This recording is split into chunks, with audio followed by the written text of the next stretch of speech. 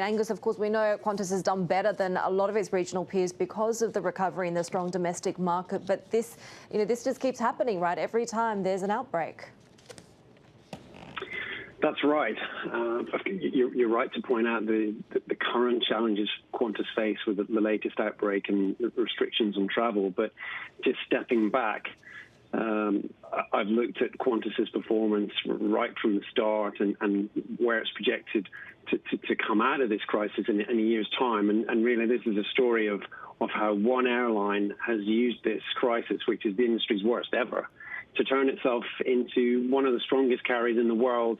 And it's almost unassailable in its home market now in Australia. Its market share has actually climbed as high as 74% at the end of last year. And Heidi, it has this captive domestic market, which is really propelling its earnings at home. We're not allowed to leave, and international tourists aren't allowed to come in. So it's got a great hunting ground in its own backyard. What happens with the rising infections now in Australia then? Well, we've seen this before. We saw it last year in Melbourne. For a lockdown of 100 days or more, we've seen sporadic lockdowns, and so far they've proved to be temporary. Australia has, at the moment, fewer than 150 active cases. It's lost fewer than 1,000 lives, and so if you take history as an indicator, these things haven't prevented Qantas from tapping a huge opportunity in its home market.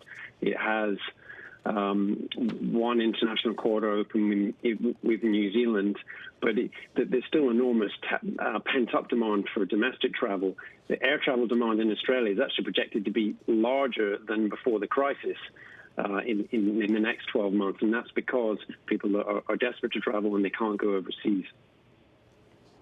Yeah, in fact, we were looking at flights just for October to Queensland, and we're having trouble finding some already. So, but in terms of the international reopening plans, how's the airline kind of preparing for the return of international travel? There's been lots of talk about potentially, vaccine proof or vaccine passports.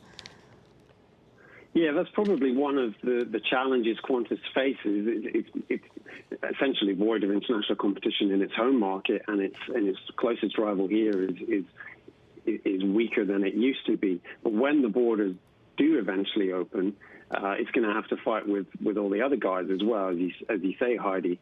That said, a lot of the other carriers are more burdened with debt than they were before the crisis. On a relative footing, Qantas is actually better placed than many of the big names, including all of the major US carriers, Cathay and Singapore. So there is a school of thought that argues that Qantas is better able to perhaps take market share in the international market because it's lighter on debt, and it's used some of its international fleet to service the huge domestic demand. So it's almost ready to open up when that eventually happens.